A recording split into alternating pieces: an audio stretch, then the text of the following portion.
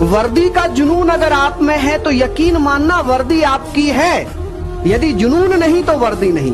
कि वो क्या है, कुछ लाइन है कि लग गई है मुझे लत तेरी ऐसी कि अब नींद आती नहीं, नींद में आती है तू, अब नींद मुझे आती।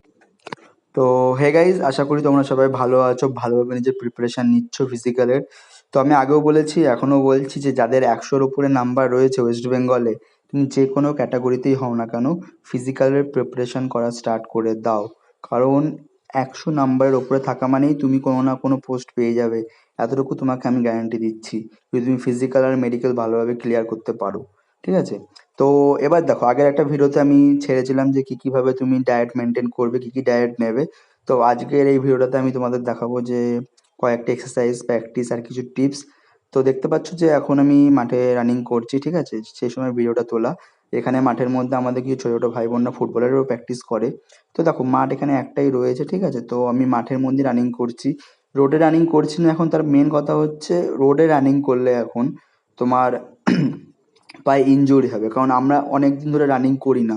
যারা রানিং করো তাদের আর ব্যাপারটা আলাদা, ঠিক আছে? বাট যারা রানিং করো না, বিগিনার, ঠিক আছে, এখন 1 মাস 2 মাস তোমার হাতে টাইম রয়েছে। কারণ ফিজিক্যাল হয়ে যাওয়া, মানে ফিজিক্যালের যে ডেটটা হবে, মানে রেজাল্ট বেরোবে, তো রেজাল্টের পরে কাট অফ হবে, তারপরে ফিজিক্যালের জন্য টাইম থাকবে। মানে তোমার ধরো মিনিমাম মে মাসের শেষের দিকে বা মাঝামাঝি তোমার ফিজিক্যাল হতে পারে, চান্স আছে, ঠিক আছে? তো এই সময়টা অনেকটা টাইম আছে তোমার হাতে, প্রায় 1 মাস 1.5 মাস টাইম রয়েছে এখনো। তো তুমি যদি এখনো করে নাও প্র্যাকটিস, তো আরামসে তোমার ফিজিক্যাল বেরিয়ে যাবে।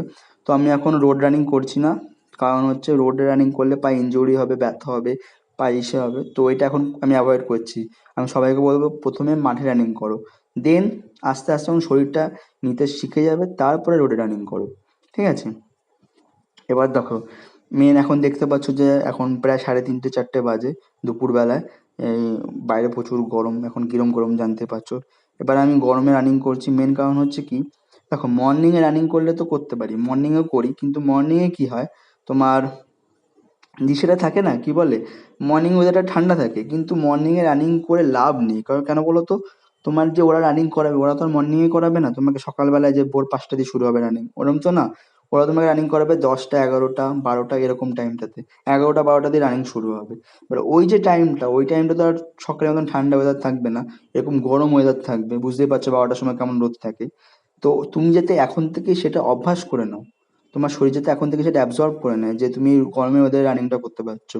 হ্যাঁ, তুমি অল্প অল্প করে করো, বাট এই টাইমটাতে করো। মর্নিংও করলে করতে পারো, কোনো অসুবিধা নেই, বাট মর্নিংয়ের থেকে তোমার ইভিনিংটাতেই বেস্ট হবে, কারণ এই টাইমটা তোমার ওয়েদার, মানে হিটটা থাকে, তোমার শরীর সেটা অ্যাবজর্ব করতে পারলে আস্তে আস্তে আস্তে আস্তে কিন্তু তোমার মধ্যে ওই পাওয়ারটা চলে আসবে যে তুমি ওই টাইমটাতে রানিং করতে পারবে, তোমার গরমে হাঁপাবে না। কারণ মর্নিংয়ে তুমি বেশি স্ট্যামিনা পাবে, বেশি দৌড়াতে পারবে, বাট এই টাইমটাতে কম দৌড়াতে পারলেও তোমার স্ট্যামিনাটা বেশি খরচা হবে। মানে কি, তোমার পাওয়ারটা আস্তে আস্তে বিল্ড হবে। বুঝতে পারছো আমি কি বলতে চাইছি?